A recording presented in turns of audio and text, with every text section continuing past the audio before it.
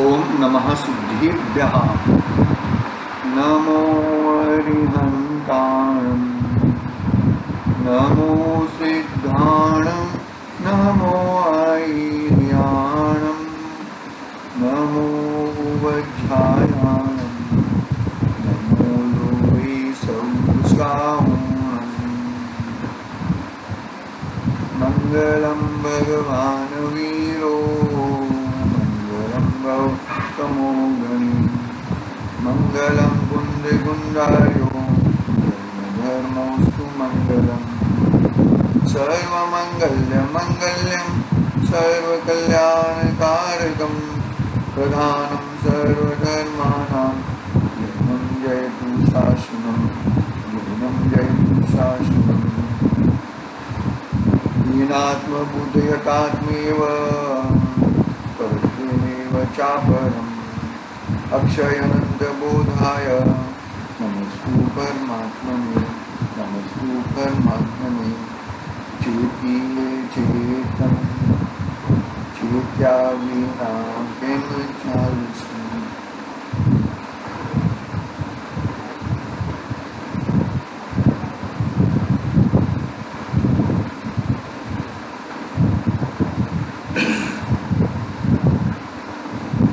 रत्नग्रहण समाधि तंत्र पूज्यपाद स्वामी का ही महान ग्रंथ अपने सामने विराजमान है। 100 नंबर की गाथा पे अपनी बात करनी है आज।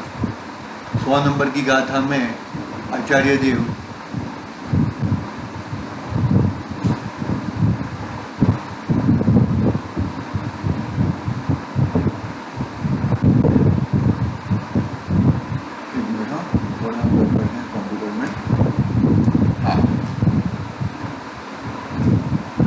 नंबर की गाथा आज प्रारंभ करना है हमें। लास्ट दिन गाथा में सबर प्रकाशक की बात कही, फिर उस सबर प्रकाशक में दीपक का उदाहरण दिया, फिर उसके बाद उन्हें स्वयं से ही कार्य होता है। बांस के ऊपर घिसकर अग्नि प्रकट होती है। ऐसे ही यह आत्मा, दो आत्मा नहीं है, आत्मा तो एक ही है, स्वयं आत्मा त्रिकाली ध्रुव आत्मा, जो वो त्रिकाली ध्रुव आत्मा में से एक समय की पर्याय वो किसका शरण लेती है कि त्रिकाली ध्रुव भगवान आत्मा का शरण लेती है, तो वो हिसाब से उसका शरण लेते ही वो जीव परमात्मा को प्राप्त करता है। उसके बाद की गाथा कि भाई ऐसा ही भेदा भेद का अभ्यास निरंतर चलेगा तो वापिस परिवर्तन रूप नहीं आएगा। एक बार हरिहर परमात्मा हो गए, हरिहर परमात्मा से सिद्ध परमात्मा हो गए तो वापिस यह लोक में कभी नहीं आएंगे, हम कभी नहीं आएंगे। हमें मत देखना है ना, उदाहरण है ना। एक बार हमें वितरागता प्रकट हो गई, सर्वज्ञता हो गया, फिर कभी आना नहीं होता। बहुत ही सुंदर बातें आचार्य देव ने बताई है। 100 नंबर की गाथा में आचार्य देव क्या कहना चाहते थे?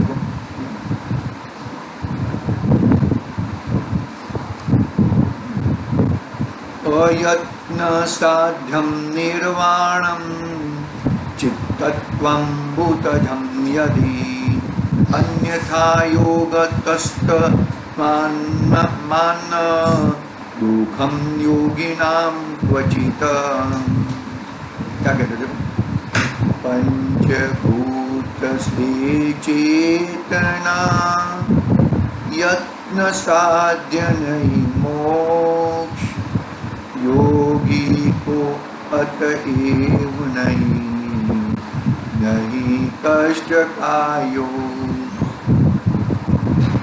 बटे देखो, चित्तत्व चेतना लक्षण वाला यह जीव तत्व चेतना लक्षण वाला यह जीव तत्व यदि भूत चतुष्टय से उत्पन्न हुआ हो तो निर्वाणम मोक्ष अयत्न साध्यम, यज्ञ से साधने योग्य नहीं रहे। क्या हो गया?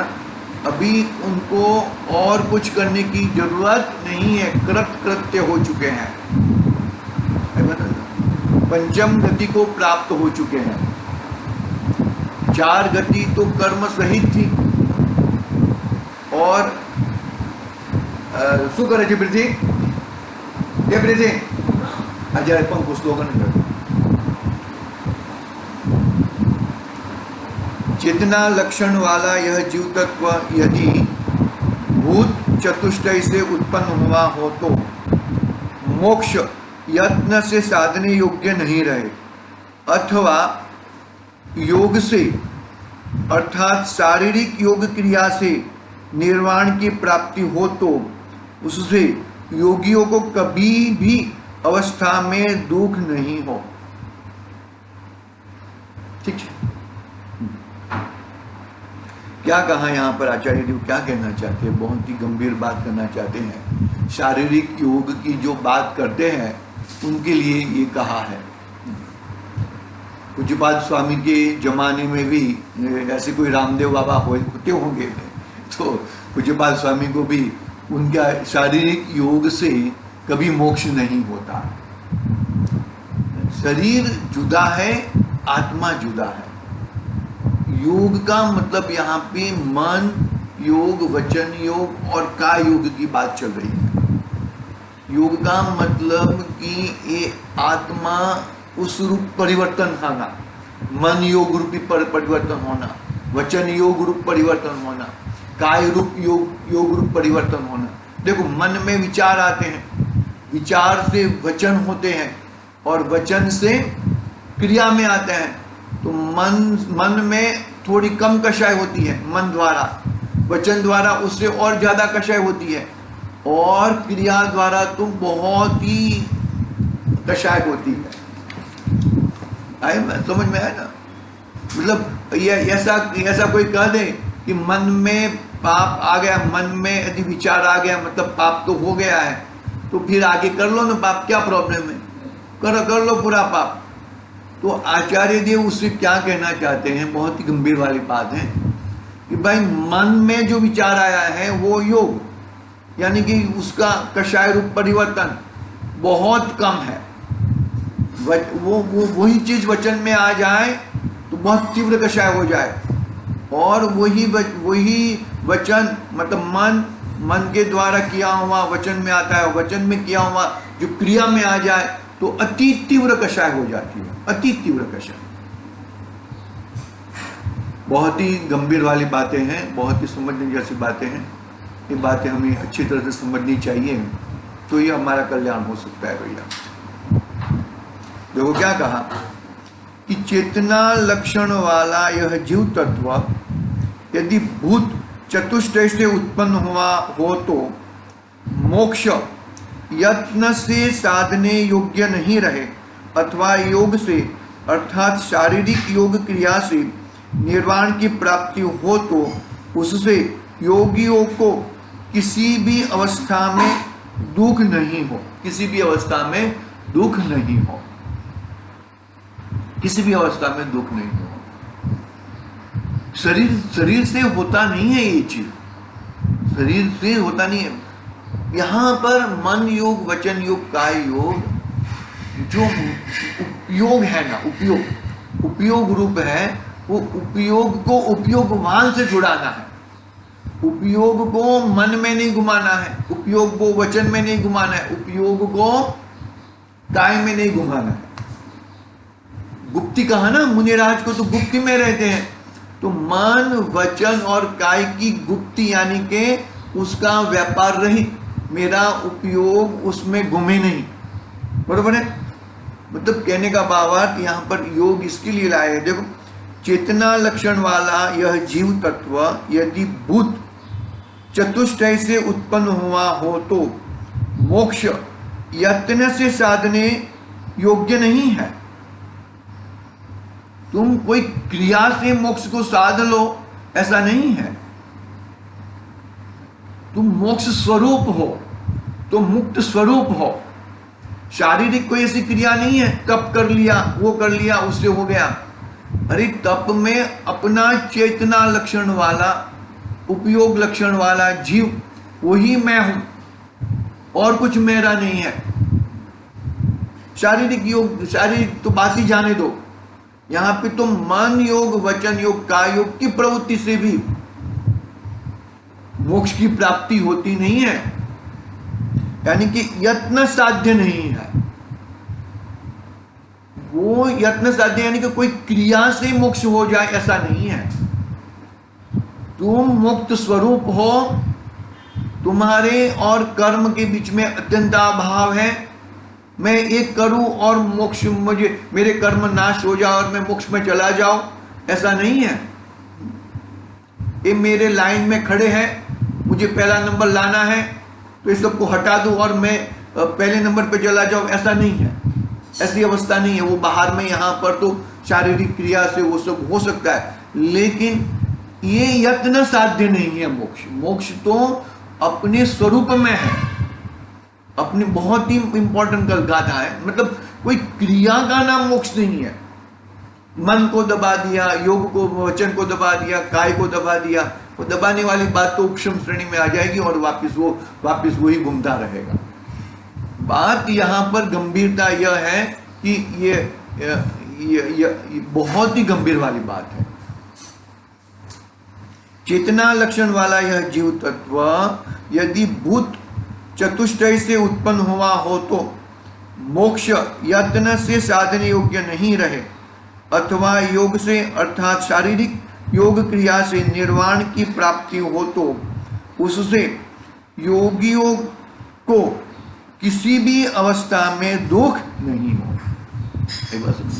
कितनी जबरदस्त बात कही है। देखो टीका पढ़ लेते हैं, समय है अपने पास। हाँ, टीका पढ़ते हैं। टीका भी लंबी है, देखते हैं। चलो टीका। चित्त तत्व अर्थात चेतना स्वरूप तत्व यदि भूत ही हो तो, अर्थात पृथ्वी, पानी, अग्नि और वायु रूप भूतों में से उत्पन्न हुआ मानने में आवे तो निर्वाण अयत्न साध्य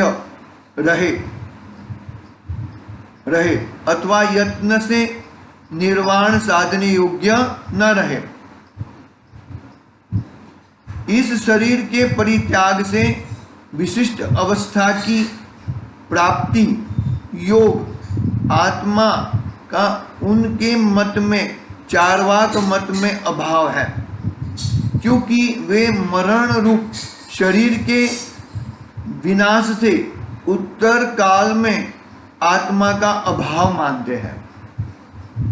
मानो कि चार्वाक मत का यहाँ पे उदाहरण दिया है। पंचभूत का मतलब यहाँ पर जो 5 स्थावर रूप है ना, तो ये शरीर मरने से पहले ये जो आत्मा है ना, वो आत्मा ये 5 स्थावर रूप हो जाता है, ऐसा कहना है उनका। लेकिन ऐसा होता नहीं है। क्या हुआ देखो, मरण रूप शरीर के विनाश से उत्तर काल में आत्मा का अभाव मानते हैं। तो मानो कि शरीर मरने जा रहा है तो उसके पहले आत्मा निकल जाती है, ऐसा नहीं होता। आगे भी कहा ना, योगियों के किसी भी अवस्था में दुख नहीं हो। मतलब कहने का भावार्थ, अरे अंतिम समय में जीव को तो दुख होता ही है। ये जो द्रव्य क्षेत्र काल भाव छोड़ना है, अन्य द्रव्य क्षेत्र काल भाव में जाना है, तो दुख तो होता ही है। और ऐसा नहीं है कि आत्मा अलग है और शरीर दुख भोग रहा है। शरीर हकीकत में देखा जाए तो शरीर में तो शरीर का परिणमन हो रहा है, वो तो उसके हिसाब से परिणमन, लेकिन उसको दुख क्यों होता है कि शरीर को मैंने अपना माना है। और शरीर और आत्मा एक क्षेत्रावगा होने से शरीर का दुख अपना दुख मानता है। हकीकत में ऐसा नहीं है, शरीर का दुख अलग है और आत्मा उसको अपना मानता है, तब वो अपना दुख हो जाता है। बाकी शरीर का दुख को अपना दुख मानेगा तो शरीर को ही अपना मान लिया ऐसा हो जाएगा। तो दोनों चीज अलग अलग है भैया। देखो वापिस पढ़ता हूं मैं यहाँ पर। देखो, चित्तत्व अर्थात चेतना स्वरूप तत्व यदि भूत ही हो, अर्थात पृथ्वी, पानी, अग्नि, वायु, वनस्पति भूतों में से उत्पन्न हुआ मानने में आवे तो निर्वाण अयत्न साध्य रहे, अथवा यत्न से निर्वाण साधने योग्य न रहे।